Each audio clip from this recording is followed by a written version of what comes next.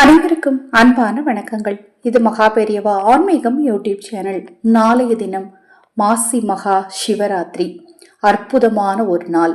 15/2/2026 மாசி மாதத்தின் 3ஆம் நாள் ஞாயிற்றுக்கிழமையில வந்திருக்கு. இந்த நாள்ல பாத்தீங்கன்னா திருவோணம் நட்சத்திரமும் கூடி வருது. இந்த நாள்ல மிக மிக எளிமையான சிவ வழிபாடுகளை செய்வது எப்படி அப்படிங்கறத பத்தி தொடர்ந்து நான் நம்ம சேனல்ல பதிவு செய்ய இருக்கேன். தொடர்ந்து நம்ம சேனலை பாருங்க.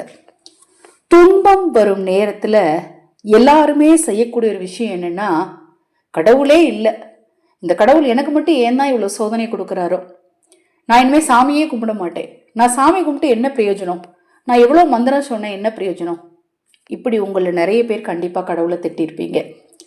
ஆனா நல்லா ஒரு விஷயத்தை யோசிங்க. நம்முடைய கர்ம வினைகளின் அடிப்படையில நமக்கு நடக்கிறது நடந்தே தீரும். அப்புறம் நான் எதுக்குங்க சாமி கும்பிடணும் அப்படிங்கிற கேள்வி கண்டிப்பா உங்களுக்கு தோணும். அதோட வீரியத்தை குறைக்கிறதுக்குத்தான்.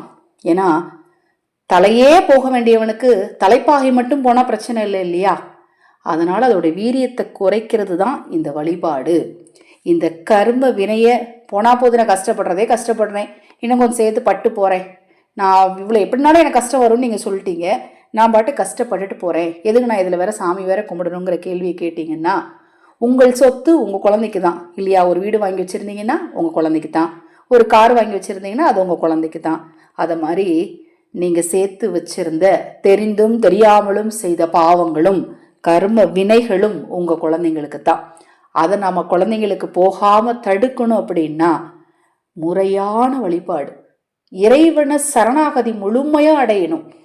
என்னுடைய துன்பத்தை தீர்க்கக்கூடிய சக்தி என்னுடைய அம்மா அப்பாக்கோ என் சொந்தக்காரருக்கோ என் நண்பர்களுக்கோ என்னுடைய எஜமானனுக்கோ கிடையாது, ஏன் எனக்கே கூட கிடையாது, என்னுடைய தெய்வத்துக்குத்தான் இருக்கு அப்படின்னு முழு மனதோடு நம்பி பரிகாரங்களை செய்யுங்க, வழிபாடுகளை செய்யுங்க, மந்திரம் சொல்லுங்க, கடவுளை கையெடுத்து கும்பிடுங்க. உங்க வாழ்க்கையில நிச்சயமா நல்லது நடக்க ஆரம்பிக்குங்க. நம்ம சேனல்ல நான் போடக்கூடிய பதிவுகள்ல உங்களுக்கு சந்தேகம் இருந்தாலும், பூஜை பொருட்கள் உங்களுக்கு தேவைப்பட்டாலும், உங்கள் தனிப்பட்ட பிரச்சனைகளுக்கு பிரத்யேகமாக பரிகாரங்கள் அல்லது ஆலோசனைகள் தெரிந்து கொள்ள விரும்பினாலும், அக்ஷயபாத்திரம் உணவளிக்கும் திட்டத்தின் மூலம் மகா சிவராத்திரி நாளில் ஆதரவற்றவர்களுக்கு உணவளிக்க விரும்பினாலும் 9344692042 இந்த வாட்ஸ்அப் எண்ணிற்கு தொடர்பு கொள்ளுங்க. தெளிவான விளக்கம் உங்களுக்கு நிச்சயமா கொடுக்கிறேன். சிவராத்திரி நாளில் முதல்ல நாம எழுந்ததும் செய்யக்கூடிய ஒரு விஷயம் குளிக்கிறது. இந்த குளிக்கிறதுல நாம பின்பற்றக்கூடிய ஒரு தாந்திரிக பரிகாரம் தான் இந்த பதிவுல.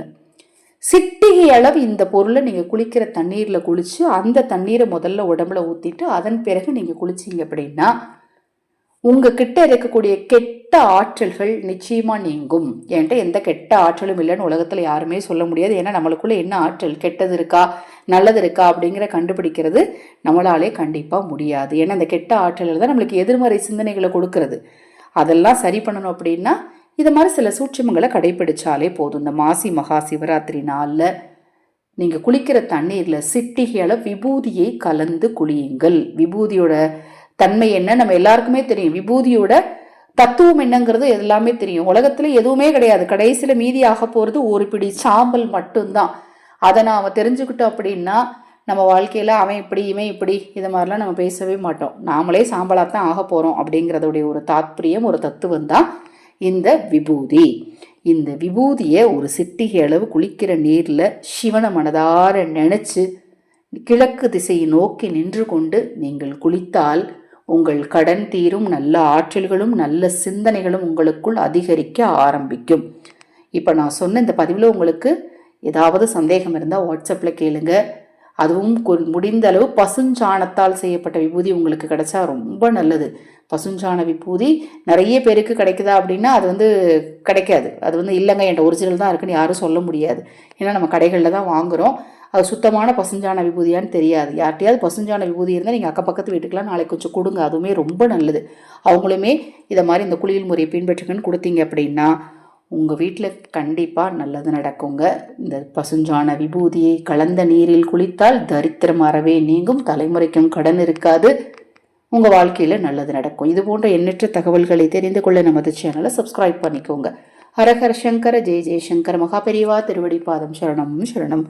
சிவன் அருளாலும் மகா பெரியவாவின் அருளாலும் உங்களுக்கும் உங்கள் குடும்பத்தாருக்கும் நல்லதே நடக்கட்டும்.